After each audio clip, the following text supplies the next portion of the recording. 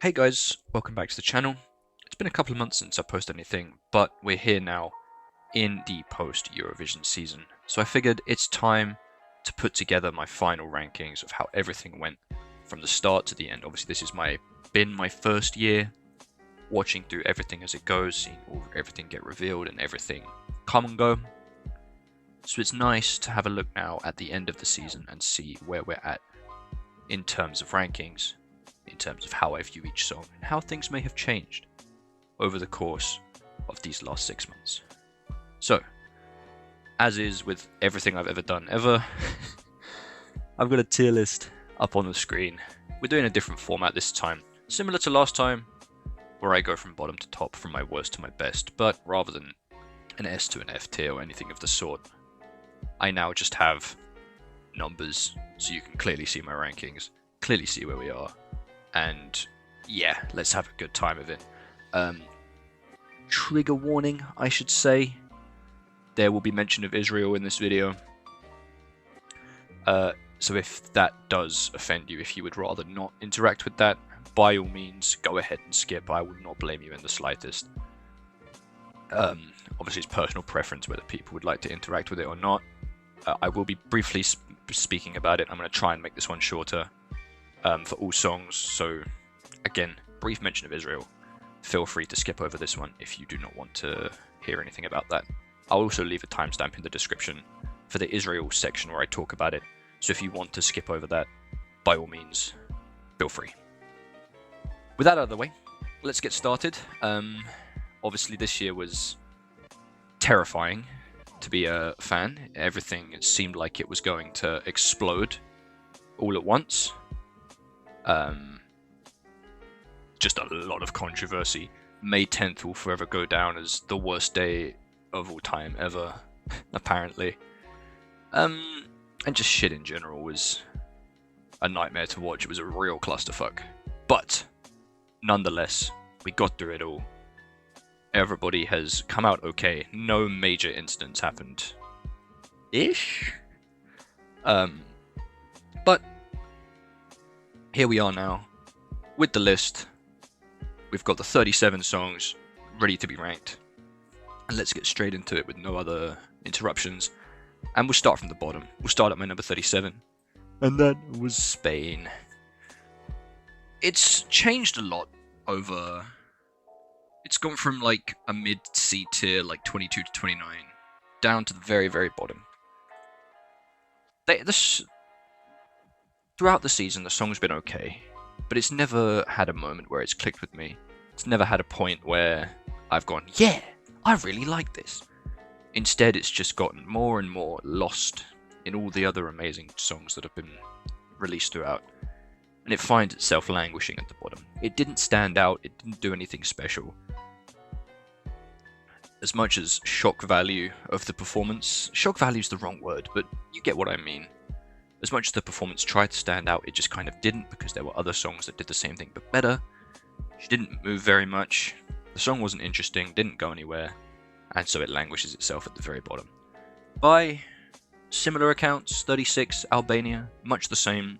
Song's not interesting, was much better in Albanian. Staging was boring, not much went on. We move. 35, Moldova. You'll find this in my 30 to 37 section. A lot of these are the same. Her entire staging was a Windows fucking media player background. Bunch of wallpapers. And some wings. Yay. Fun. She didn't move, she didn't go anywhere. But hey, violin at least. That's why it's not at the bottom, because violin. And then, same. I feel like a lot of people might have this as their bottom 4, or something similar. Again, not much going on. The song's sweet, the song's nice, it's a wine mum song. It was my mum's favourite, so there's that. You know, maybe she's living up to the reputation, but not interesting. Nothing real. Performance didn't add anything. For a lot of these, if the performance changed or evolved the song in some way, I would say. But with these bottom 4, there's nothing to talk about, because the bottom 4 didn't add anything. There was nothing new, nothing unique. But we move on to a controversial number 33. And that is Norway. I do not click with this at all. And that's heresy for a lot of the fandom. A lot of the fandom will crucify me for saying that. How Norway was robbed. Deserved way better. How did it finish last? Two crucial things I think people don't understand here. A. Eurovision juries hate Norway. It's just a fact of life. It is what it is. The jury hates Norway. Norway never gets the respect it deserves, even if it does send a good song. B. It's a folk rock song. You think the wider public will be more dispositioned towards a folk rock song? Not a chance. Not a chance in hell.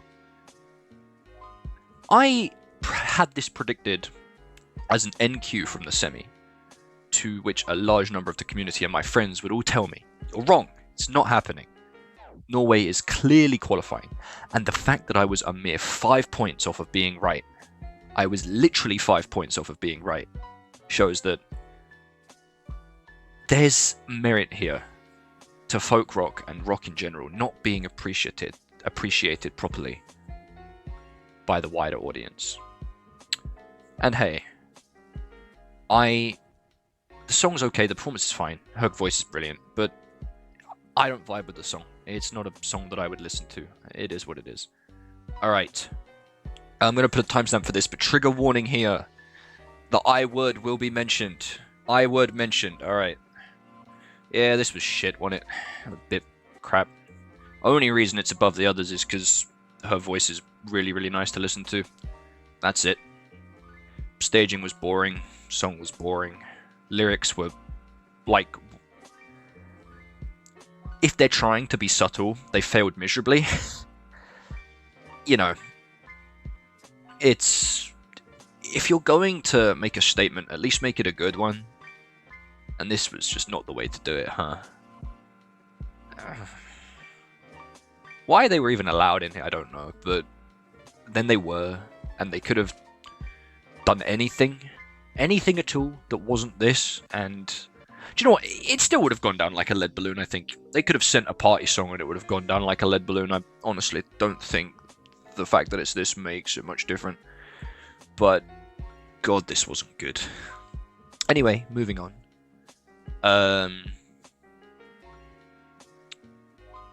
Schwan Moino. It's so unfortunate what happened to this. The audio issues that they had, or her headset not working or something. Because this was growing on me quite a lot before the show. It was that sort of breakdown in the middle. The bridge without the vocals. There was the guitar solo. It's not quite a guitar solo, but something to that extent. And it was really growing on me. I was really enjoying this a lot more. And then we don't talk about the semi-final. They did her dirty with the headset issues. They could have at least let her re-perform, but I don't think it would have made much of a difference, unfortunately. At the end of the day, they did a good job of it. It was a good song. Just technical issues hammered it. The staging was cool, though. I didn't like her hair during most of the performance, but, you know, it is what it is. And finally, at number 30, the final one in this category, we have Australia. I really wanted to like this, because I think especially for Eurovision, seeing Aboriginal stuff come from Australia is really cool. But the song just isn't very interesting. I like well, in my last video I called it a didgeridoo. It's not, apparently. It's a different name, which I'm, again, unsure of, and I need to learn. But I liked it. I liked the not didgeridoo thing. That was cool. And the guy who came on with it, he was funny. I liked him. He had a lot of charisma for somebody that didn't sing. The problem is, other than that, the staging, nothing happened. Nothing went on. The song doesn't really progress anywhere. It was just a very vibey mood song, which can be cool. I like those kind of songs, but if you're trying to make a big bombastic performance of it, or a performance that means something, or a performance that resonates with people, I think it's the wrong kind of song to do that. I think it's the wrong kind of stage to do that. But don't get me wrong, it's a decent song, but one that I'm not really vibing with them. Alright, we move on to the 20s now. So 29, I have Fighter.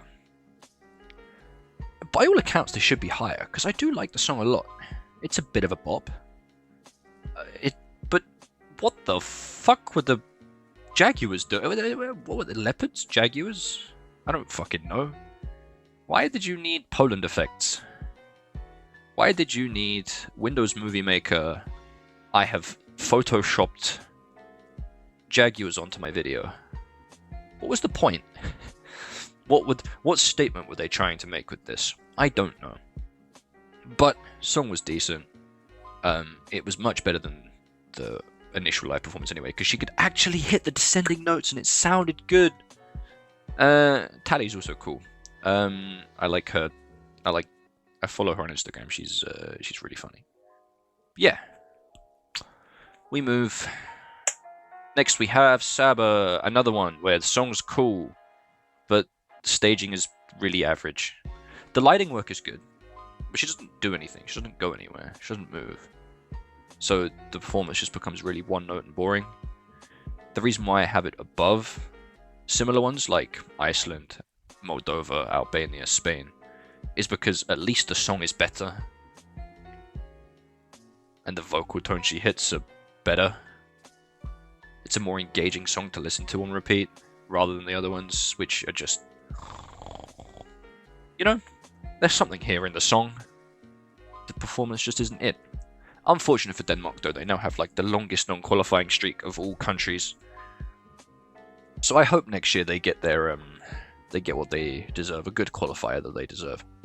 I thought Riley should have qualified in 2023. Well, no, that's not true. If the song was better, but I've already spoke about that in a previous video. You can go back and watch that if you want to. We are now moving on to 27, which is Serbia. This, of all of the ballads, except the I word, is my least favorite, which is weird, because it started off as my favorite.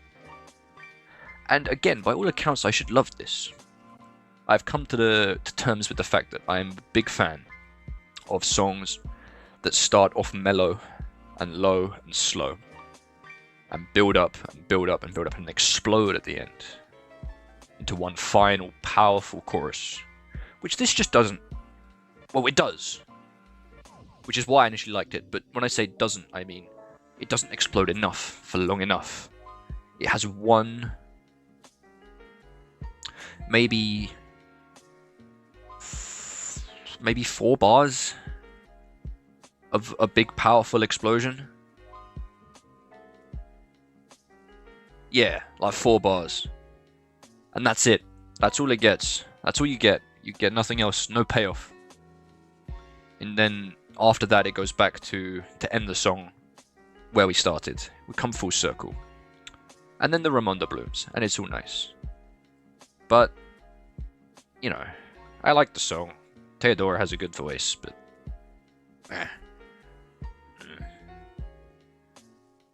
Alright, we move to what was actually, funnily enough, my sister's favourite one, Cyprus. There were a lot of girl bops this year, and this one didn't really stand out as much. I think it could have done if she'd have really hammered home the dance, if she'd have really hammered home a lot of the powerful vocal moments that she has. But Cilia, I don't think, delivered as much as she could have. I just think there was something missing from it that would have made it perfect. Maybe some pyro. Was there pyro? I don't. You know what? Actually, I don't even remember the majority of the performance. Maybe that says something. I think. Song's good though. I like it. It's just very standard and boring. All right, we move on. At number 25, I have my boy, fucking Dons. I wish I could like this more, and initially I did like this more. I think the issue is, right, from this point on, from 25 upwards, every single one of these songs I am leaning way towards positive on. In fact, I will tell you now, my top 19, any single one of my top 19, has been top 10 at some point during this season. Sorry, top 18, sorry. Any one of my top 18 has been in my top 10 at some point during this season. And that's how strong this has been. That's how good this year has been. And Don's actually has been as well. Really wholesome guy, really solid performance. Funny Eggman, does funny Eggman thing. Love his voice. So glad he qualified. Complete shock to everybody, me included, but I'm happy he did. And he gave a really good job of it in the final. What a nice guy. What a nice song. Just, there are a lot of songs that I like more. But from here on out, in fact, you know, even from Luxembourg upwards, every song from there I'm leaning more positive on than negative. So we move. Next up we have Malta, Sarah Bonici.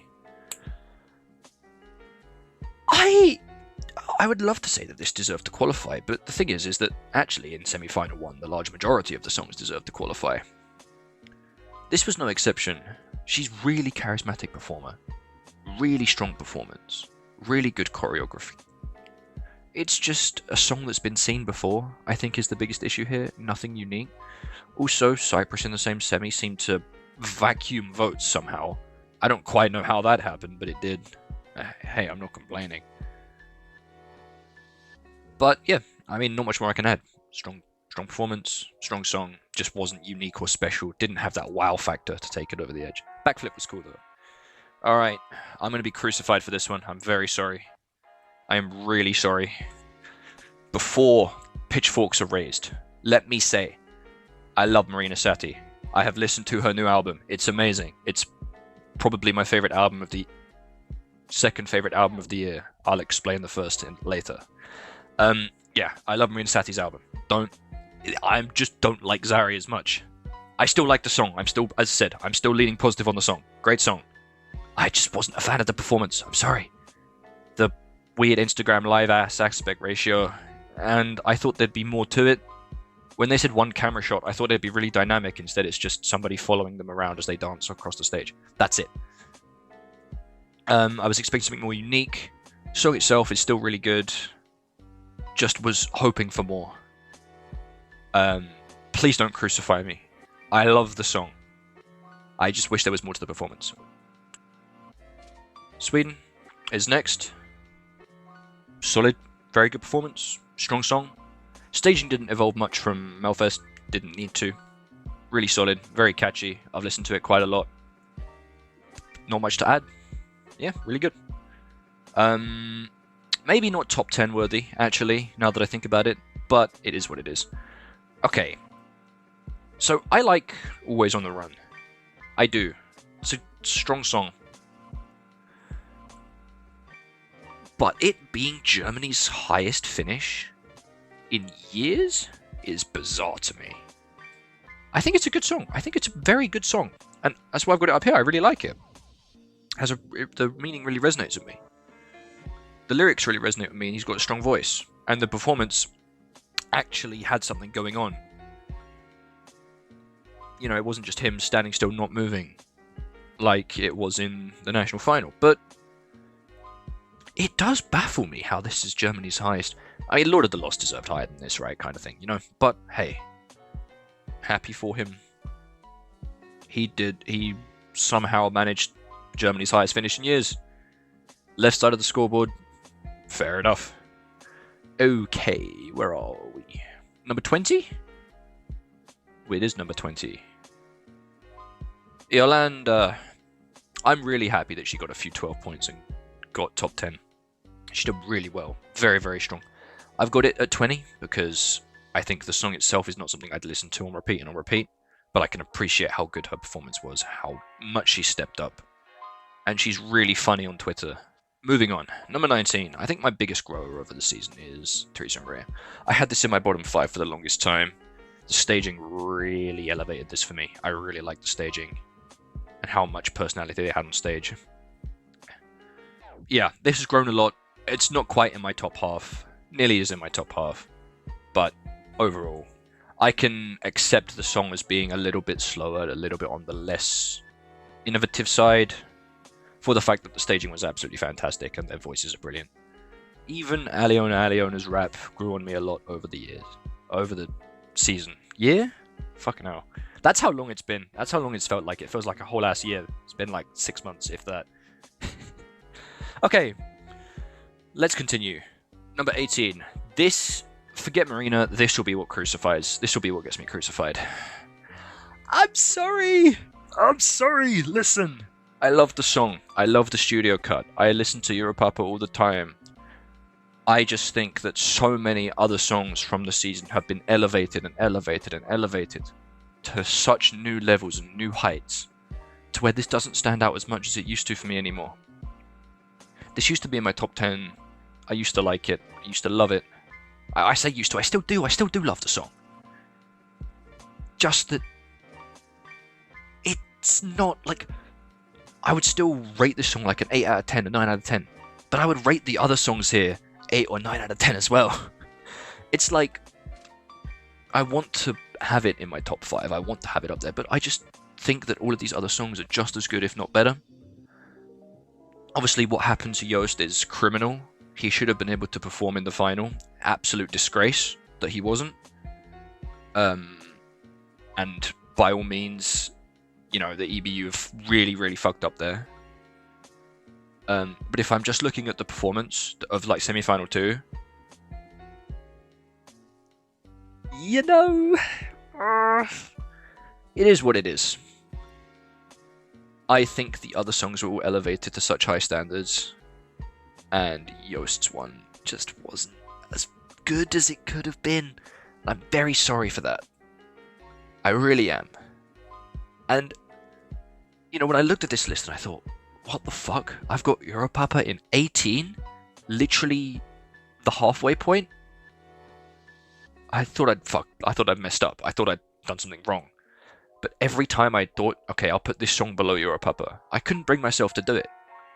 Because I thought, there's no way that these are lower, because of how good they all have been throughout the season. So, that's my defense. Come at me in the comments. Just be civil, please. Moving on, number 17. This song has had a real roller coaster on my ranking. Started off as my favourite for the first part of the season, and as the season went on, it dropped lower, and then it started to rise again, and I started to have a new appreciation for it. Bambi Thug really, really stepped up their game, and I'm so happy that they did so well, because they deserved it for how much shit they were put through the season. To be honest, I'm happy that they did well. I'm happy that Ireland did well. They broke their qualification streak, they broke their NQ streak, and they absolutely smashed it out of the park. They took a risk. Live performance was absolutely incredible. Absolutely brilliant. Fantastically done. Yeah, I mean, overall, again, I still think the song is very whiplashy. I still think the sections don't mesh as well as they should do. But I can respect the art where it is, and this was fucking art. So hats off to Bambi Thug for this performance. Moving on to my biggest faller, and I'm so sorry I have to do this. This is a classic case that I had mentioning earlier to Riley last year, where it's studio cut of the song, live performance of the song. There's two main things I think as to why. The first thing is I think he overperformed it quite a bit. During the slower beginning, during the more somber beginning, he needed to be more low-key, he needed to be more dour, he needed to be more in the darkness and the shadows to match the song, and then explode towards the end. But even then, during the last section, the before the party's over section, it didn't feel like he brought enough bombast to it.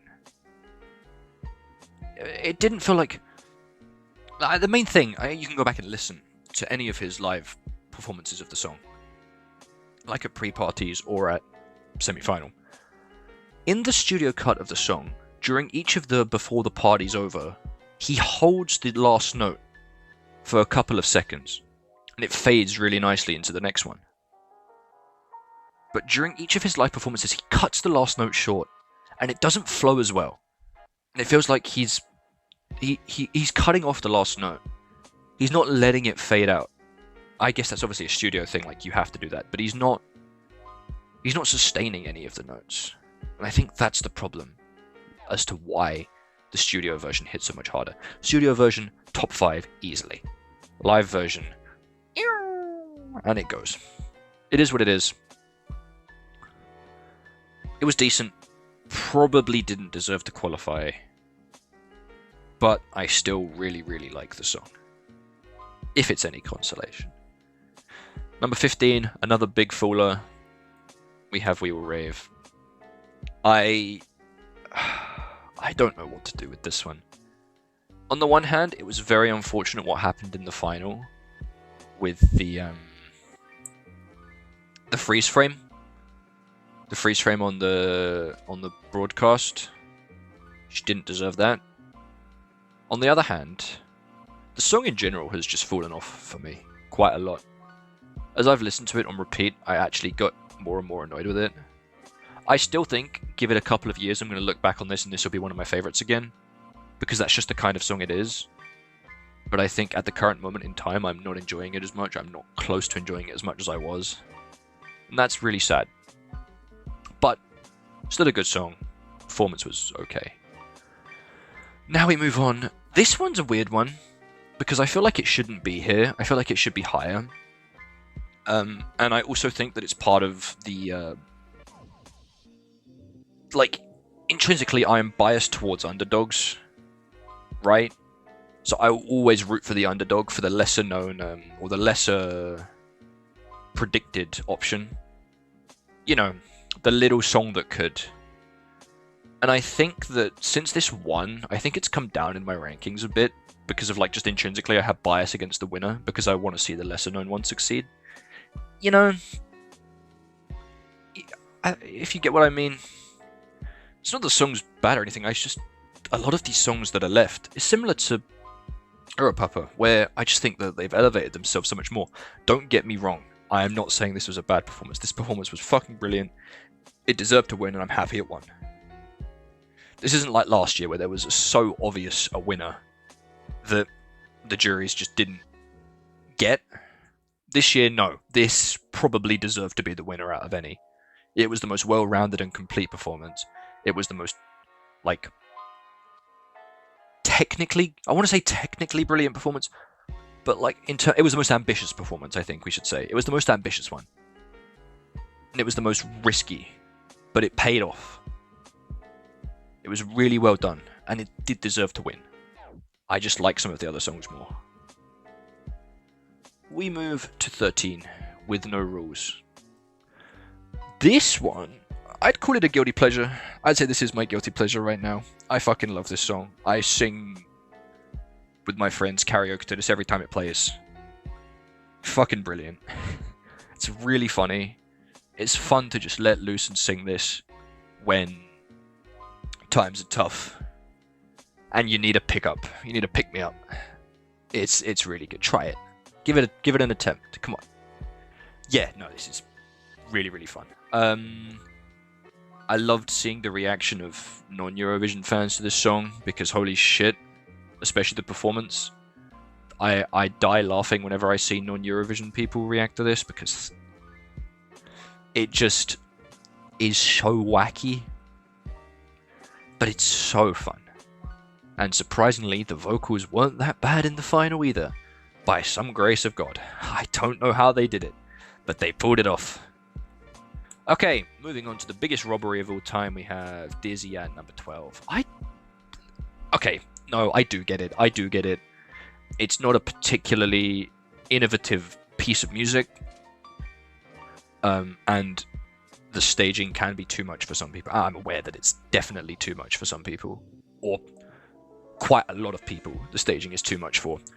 It was very unapologetic. Why is that word so hard to say? Unapologetically gay. And that's not a bad thing. It's just that it was also very, not explicit, but it was very, well, I guess explicit is the word you use, yeah. It was very explicit. And I think that's why it got 0 points, is it's too much for a lot of people. And I completely get that, I completely do. I'm just annoyed that it got 0 points, because it means that we're gonna fucking submit shit again, and I can't deal with that anymore. I think this was really good. Staging was incredible. The concept for it was absolutely insane. And I think if it had been a bit less raunchy, I actually think this would have done a lot better. With the tilt of the screw, with the tilt of the box, and the way that the actors literally, or the way the dancers, it felt like they were literally flipping with gravity and shit, and it was really cool. It's just people can't appreciate art, man. Well, yeah, we just shit at it. Let's move on. Final, number 11. We have La France. I really think that this... No, I think this might be my biggest grower, actually. This has come up so far for me.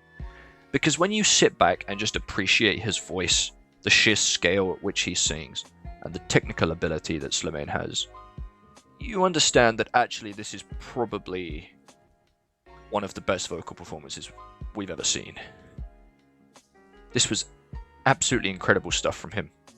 The way he controls his voice, the sheer projection he can get. I mean, we've all seen it where he stands back and just belts. And it's great. Song's great. It's very slow and somber. It's the best ballad of the year, I would say. Yeah, best ballad of the year. We'll give it best ballad of the year. I don't think any of these last 10 remaining songs I wouldn't consider ballads. Fantastic. Okay, now we reach the top 10. The big guns. The big... I was going to say big boys, but actually the majority of these aren't even men. The big... I don't know. I'm waffling. Let's just get into it. Number 10, Slovenia. Raven's performance was the best one by far in terms of, like, upgrade. For most of these, where they performed it live, either at pre-parties or where they performed it live, like in national finals or whatever, or staging concepts, you know, you kind of expected it to be good or bad, or you sort of had an idea. And obviously, whereas like Belgium's was a downgrade, I think the biggest upgrade from studio to performance was Raven's. It was her, like 4 or 5 dancers and a dream, and they made it work exceptionally. This deserved so many more votes than it got. The song is haunting and enchanting and entrancing in a way that not many other songs reached at all. So it gets my number 10. Fantastic. I think post-final, this is my most played song. Actually, I think it is. Post-final, this is my most played. At least in the week of post-final. I think right now, it's gone back to what it was before. But right now, or sorry, in the week of post-final, this was my most played song by far, because it re-clicked with me.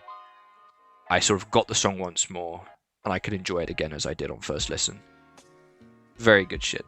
Very happy that Raven made the final. Very happy that she did decently well. Also, that shot before the last chorus with them all staring at the camera, like sort of hunched over. Hardest shot of the year. Put that on an album cover. Alright. I was talking about biggest upgrades. If we're just talking strict national final to live performance, yeah, fucking Aiko had the biggest upgrade of the year. Absolutely insane. I want you, if you haven't seen it already, to go back and watch the initial live performance of Pedestal at the Czechia national final and compare that to what she did at the semis. And, you know, just compare and contrast. And you'll see how much of an upgrade it was. She hit every note flawlessly. The dancing was great. And the song has grown on me so much. I'm so sad this didn't qualify. It was 5 points off. 5 points off. We just needed like a few hundred people to say, fuck Norway, we're voting Czechia. And then we'd have had it. But it is what it is. I'm happy for Aiko. I'm happy that she redeemed herself. I'm not happy because it seems like Czechia aren't going to participate next year. So for Aiko's legacy to be the like final Czechia performance for the foreseeable future, we'll see. But it was really good. Love the song. Love the performance. We move to number 8. Very much having stayed in the same position throughout the year, we have Luktelk, we have Sylvester. He's pretty much been around my number 8 spot, pretty much since this song was released.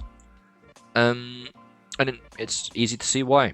And I think the reason why he stayed the same is because the song and the performance have stayed the same. Not much has upgraded, not much has changed. The lighting's brilliant. The song is really low-key, really vibey, really moody, but it's got a really good kick to it. It's an earworm. It's a real earworm. It's a really, really strong performance overall. Not much to add, because, you know, he didn't add much either. We move on. Another big grower for me. We have La Noia. I finally get what people were seeing in it, as it seems people grow off it.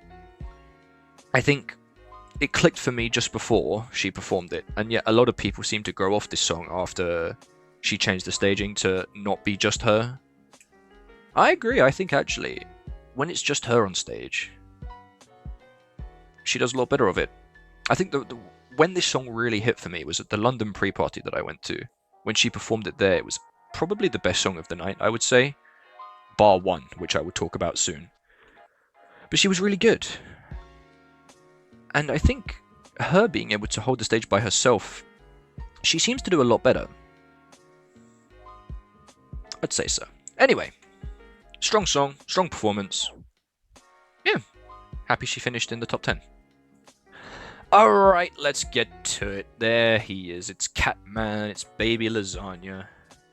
Rim Tim Taggy Dim. Incredible performance, incredibly staged. How far he's come. I'd say he deserved the win, but so did Nemo, so it doesn't... That's neither here nor there. Incredibly staged, incredibly performed. Great singer, great song. Hit every beat it could... There's not much to be said about it that hasn't already been said, really. Let's just move on to the top 5. At number 5, we have...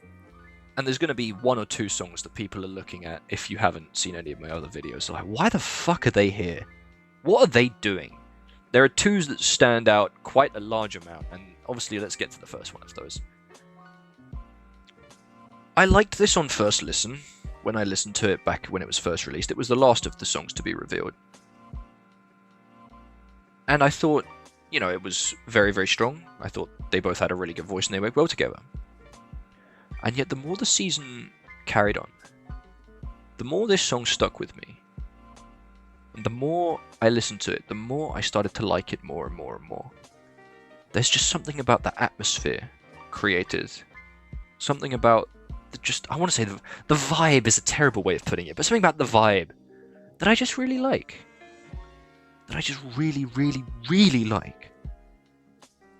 And the Mogam sing... Is that how you say it? Is it Mogam? I don't know, I'm sorry. I'm terrible at words. From Ilkin Dovlatov is immaculate. It's really good. I think a lot of people underestimate the song because they haven't given it a good listen. And I get that it can be considered boring to a lot of people. It's fair enough. I like what they did with the staging. But overall, I just like their voices. Their voices just have such a texture to them. Really, really nice, breathy texture on Fari. And a nice full texture on Ilk. And it's really good. It's not for everyone. I get that. People would find it boring. And, you know. I get it. But I disagree. Let's move on to number 4. The road to Tallinn couldn't quite be completed, but I'm so happy Visminost and Pull-Up made the final and had a great performance and had a great time. I remember I mentioned that there was one other album other than Marinas that I'd listened to that I thought was better. This is the one. If you haven't listened to Visminost and Pull-Up's most recent album, give it a listen. There's some bangers on there. It's really fucking good. Anyway, yeah, I mean, it was just 6 dudes having a great time. Love the Tal Harper song has been rooted in my head. I can sing this in perfect Estonian, apparently, according to someone I've spoken to, so who can fucking say? Just a banger. Just a fucking banger. Just a fucking banger. I'd stand up and Vason, but I don't have enough room to do it, and I feel like if I did that, my headphones would fall off, so I don't think I'm going to stand up and Vason right now. I'd really love to, though, just for the road. But, you know. Fucking brilliant song. Love it. The fucking boys pulled out a banger. They deserve more from Jury and Televote. Why did they finish so low? I don't know. But We got Vsauce on stage, and that's all that mattered. Number 3. I'm actually going to see these guys next week. I'm going to see Lad and Eva. They're performing in London next Tuesday. And I'm excited. I'm really excited for Lad and Eva. I did, yeah. Fucking, of course. They were amazing. They deserve top 10. Jacko just has so much charisma. And so does Louis in his own charming way. Immaculately staged, immaculately performed. Lovely vibe. Lovely trumpet. Fucking brilliant song. Also, I love the fact that Jacko is just in trainers the whole time. Something about that's really funny to me. Yeah. Great song. Great. Just fantastic. So, we move on to the top 2. And again, if you haven't seen any of my previous videos, or if you don't know me, then one of these looks like it doesn't belong. But, that's going to be the one that you're most surprised to see, because my number 2 is Firefighter. Firefighter is my number 2. This was the one at the London pre-party that I mentioned that absolutely blew me away. My love for the song came from that and watching her perform it there, because I realized, oh shit, she's the real deal. She deserved way better in the final. Her performance was immaculately done. Pretty much perfect. The song builds and builds and builds and explodes, and it still feels like it's peaking. Incredible stuff. Although, for a song called Firefighter, there's a bit too much fire. I feel like that's a hazard she should deal with. Too much pyro effects. Very dangerous. But, fucking brilliant song. Anyway, let's, what should we do with this? Oh, let's make it. Oh, wow. What the fuck did it add to? I don't know. Let's delete row. Let's just put Luna. Wow, guys. Whoa. Luna's my favorite song of the year. Who'd have thought? Hey, wow. Luna's... What? No way! Yeah, of course. If we're talking about top 10 biggest robberies of all time, this is number 1. I tell you, when those semi-final results were happening, and when that 10th result was announced, when Luxembourg was announced as the qualifier, I kid you not, I spent the next 10-15 minutes just lying there on the floor, contemplating life, and what happened for us to get here. The fact that she had the highest odds ever for a song to NQ on is ridiculous to me. She deserved way better. So much more! How the fuck didn't she qualify? Performance was eccentric and bombastic. And fun. But people aren't allowed fun these days. I'm even now reliving the moment. I'm still in fucking shock and awe at what happened. The fact that she didn't qualify. Daylight robbery. It is what it is. I've gotten over it and processed it. But if there's any one artist I'm going to be following from now on, well, I guess I already have been, I suppose. Any one artist that I've been following that I will continue to do so, it is Luna. She deserves every bit of it. She deserved that win.